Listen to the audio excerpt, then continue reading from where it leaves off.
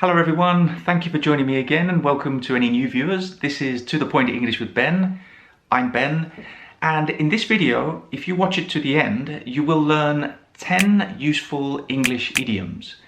Now, these idioms will be useful for your general English, of course, but I've carefully selected these idioms because I think they will be particularly handy for those of you who are taking the Cambridge English exams, if it's the B2 First, the C1 Advanced or the C2 Proficiency.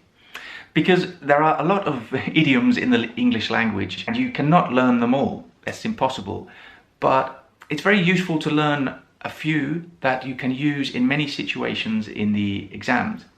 Now you have to be a little bit careful because when I say they're useful for the Cambridge English exams, you can't use them in all parts or in all the tasks.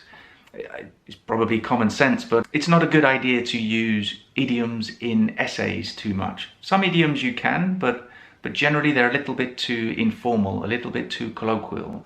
But in other writing tasks and in the speaking part of the exam, you can use these idioms. And who knows, some of these idioms may even turn up in the use of English paper.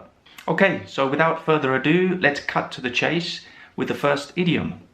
And the first idiom is indeed to cut to the chase. Now, to cut to the chase is basically a synonym of to get to the point, which is the name of this channel, To The Point English, of course. So it means to talk about the important matter, the matter at hand, and not waste time talking about irrelevant or less important matters. Now, I think this is useful for the Cambridge English exams or any English exam, because in the speaking paper, your time is limited. You have limited amount of time, and often I notice that my students start rambling a little bit. Maybe they speak too much about the subject and they realize at some point they're talking too much, so they realize they need to cut to the chase, to finish what they're saying or get to the point. So I think when you're in that situation, if you actually say that, you can say that to the examiner or to your partner, it will make it clear that you've realized that you're talking too much, so you're going to cut to the chase, get to the point. So an example sentence is, I'll cut to the chase. I think the best way of reducing traffic is to lower public transport fares.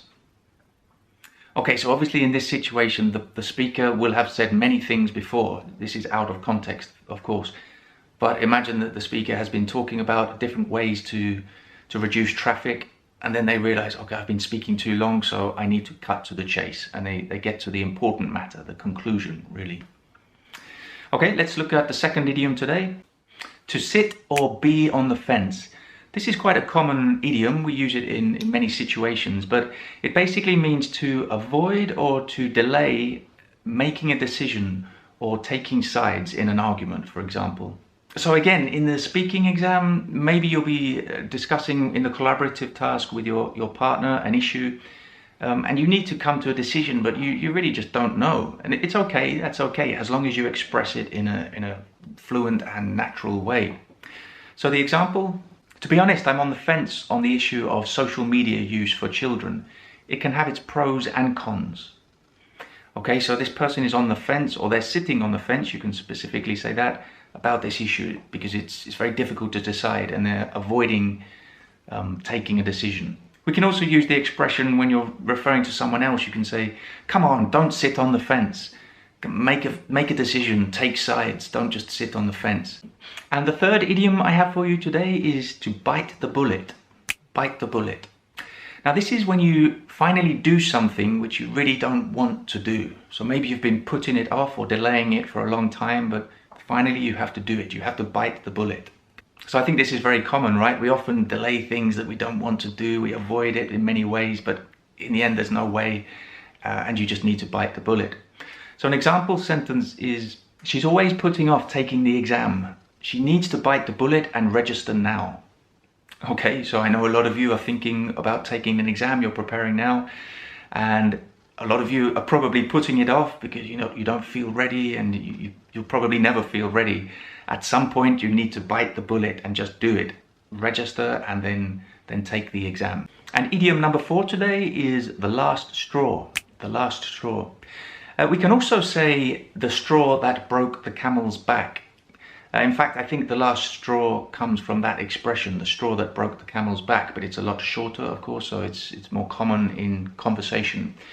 But what these expressions, these idioms mean is it's the final event or the final incident which forces you to lose patience, or that you can't continue in that situation anymore.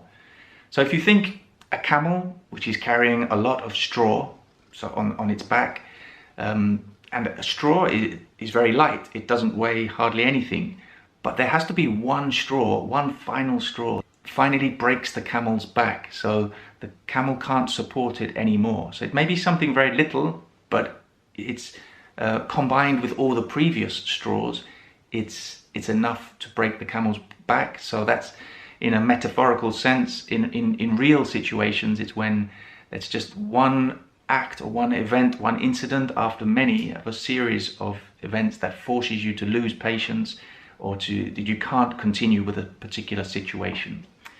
So an example sentence is, Daniel was fired yesterday. The last straw was when he turned up drunk for a meeting.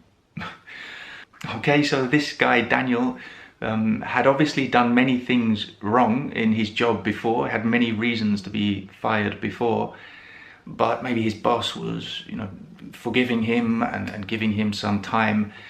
But the last straw, this last incident, was when he turned up drunk for a meeting, and that was enough. That was the final incident, and the boss fired him. That was the last straw, the straw that broke the camel's back. Okay, let's look at the next idiom now, number 5. To rest on your laurels, or to rest on one's laurels. Now, I think this is quite common. It has a version in many other languages, so you probably have a similar expression or idiom in your own language. Maybe you know what it means, but it basically means that when you become so satisfied and comfortable with something that you have achieved, that you stop making an effort, so you just relax. And it usually has negative connotations. It's not good. It's not usually good to rest on your laurels. So an example is, the recent COVID statistics are promising, but we mustn't rest on our laurels. We must be cautious. Okay, so these COVID statistics are promising. It's good, it looks optimistic, but we mustn't relax too much. We mustn't be too satisfied or too comfortable. We must be cautious still, so we don't return to the previous situation. So to rest on your laurels. And the next one, number 6, is simply hot potato. A hot potato. Now, a hot potato is a difficult or controversial issue that nobody wants to deal with, that everybody's avoiding dealing with, basically. So it's quite simple, and the example is, immigration has become a political hot potato in recent decades. So immigration in this case is the hot potato. You imagine all different politicians and governments, they don't really want to deal with it because it's very controversial and very sensitive. So they try to avoid it. It's a hot potato. You can imagine literally a hot potato, when you try to hold a hot potato in your hand, you throw it to somebody else. It's too hot, so take this hot potato. And nobody wants to deal with a hot potato. It's too hot. And idiom number 7 today is elephant in the room. Elephant in the room. Have you heard of this idiom before? It's quite common. Now, if there is an elephant in the room, again, it's not literal, of course, but it's a big and obvious issue or problem that nobody wants to talk about. Okay, so it's there, everybody knows it's there, but everybody's avoiding talking about it. It's specifically related to speaking. So the example is, we need to address the elephant in the room, which is the fact that Daniel is drunk. Okay, so going back to the previous example where Daniel was fired for turning up drunk to a meeting. In this case, you can imagine the other attendees to the meeting. They're speaking, it's obvious that Daniel's drunk, but nobody's speaking about it. It's the elephant in the room. It's there, everybody can see it. But somebody finally says, we need to address the elephant in the room, which is that Daniel is drunk. Okay, the next idiom, in a nutshell. In a nutshell. So you know what a nut is, right? A small dried fruit, and the shell, of course, is the hard surroundings of the fruit. So if something is in a nutshell, then it's expressed using very few words. So concisely or succinctly. So it's in a nutshell. Again, I think this is useful for the speaking paper of the exam, because in the collaborative task, you may be speaking with your partner and you need to kind of conclude what you're saying, maybe in the discussion part. So you could just say in a nutshell, and then you kind of sum up what you've just said, or you conclude in some way in in a few words. So the example is, in a nutshell, we all need to do more about climate change.